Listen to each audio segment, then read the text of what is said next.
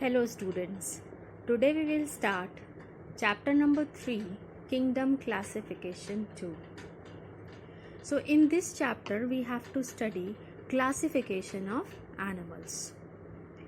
Now before starting this chapter, let us first discuss some important terms that will come again and again in this chapter. So you must know the meaning of that terms. First term is habitat. Habitat means the living or dwelling place where the animal lives. That place is called habitat. Now this habitat may be of four types. It may be aquatic, terrestrial, aerial or arboreal. Aquatic means when the animal lives in water, then the habitat is called aquatic. Now again two cases may be there, fresh water or marine. Fresh water means when the animal lives in fresh water like river water, lake water, then it is called fresh water. Marine water is sea water. So if the animal lives in sea, we call that the habitat is marine. Second is terrestrial. Terrestrial means living on land.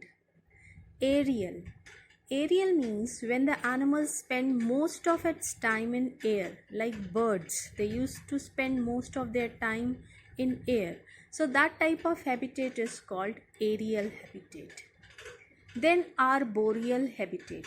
Arboreal habitat means when the animals spend most of their time on trees, like monkeys, then the habitat is called arboreal habitat. Second word is body symmetry.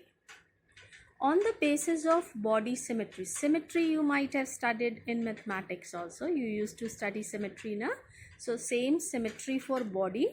Now on the basis of symmetry, the body may be of three type. Symmetry may be of three type in body. Number one is the body may be asymmetrical body, or body may be radially symmetrical body, or body may be bilaterally symmetrical body.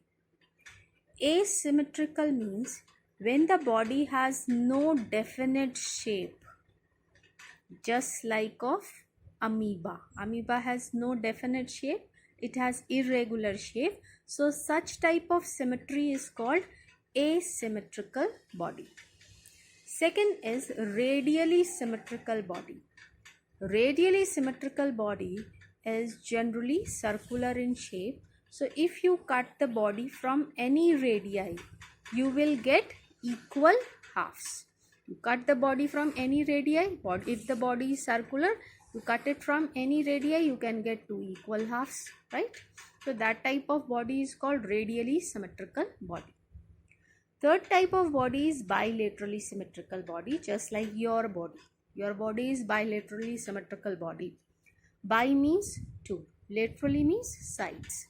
Bilaterally symmetrical body is a body in which we get two equal halves if we cut the body from any particular radius.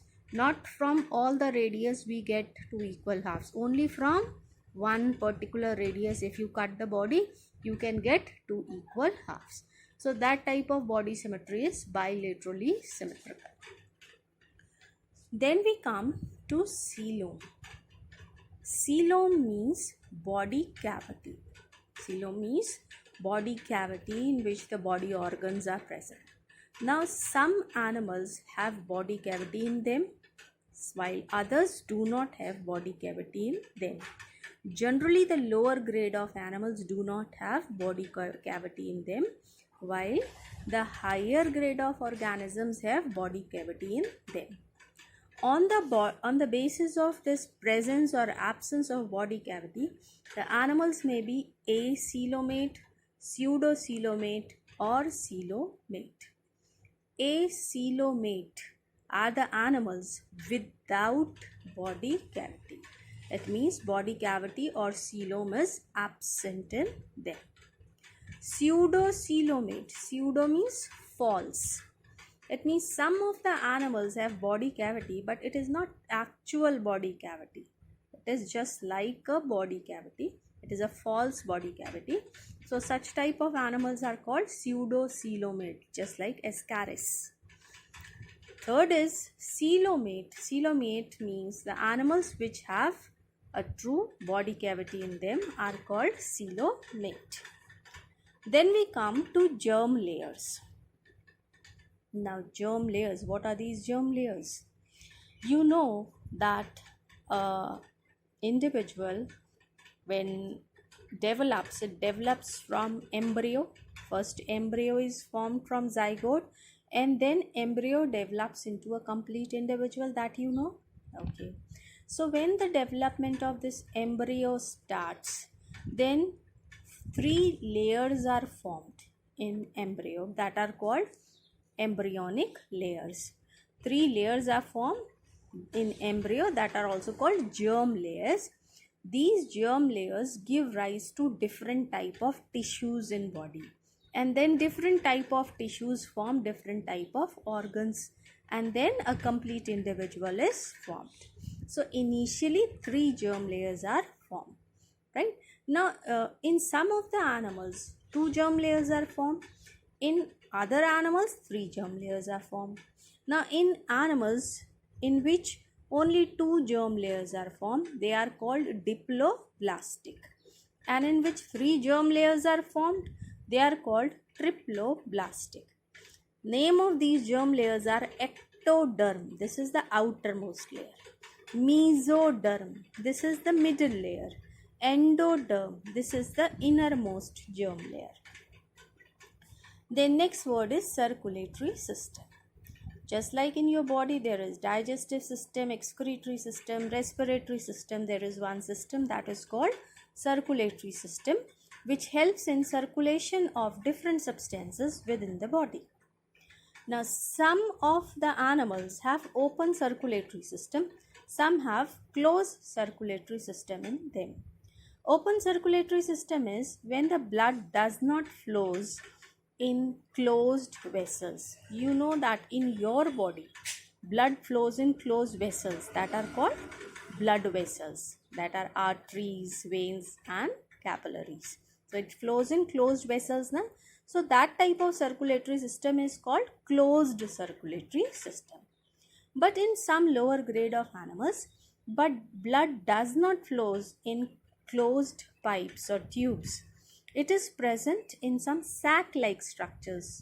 So that type of system is called open circulatory system. It is present in cockroach.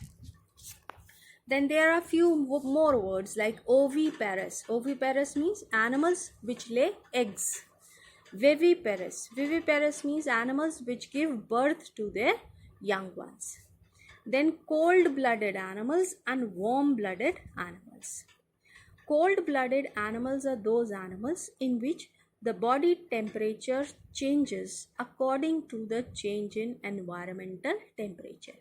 So such type of organisms cannot withstand the extreme conditions, so they hibernate or estivate, right? Like you know that frog is seen only in the rainy season, because during the extreme summer and winter seasons it hibernates or estivates. It means it goes under the soil and minimize its activities, because their body temperature changes with the change in climate and environmental temperature. While other animals are warm-blooded animals like us. We are warm-blooded. If you take your temperature, if there is no fever, always the temperature comes same, right? This is because our body temperature remains constant. It does not changes with the change in temperature. It is not so that in winters it will fall down and in summers it will rise. It is not like that. So it remains constant. So such type of animals are called warm-blooded animals.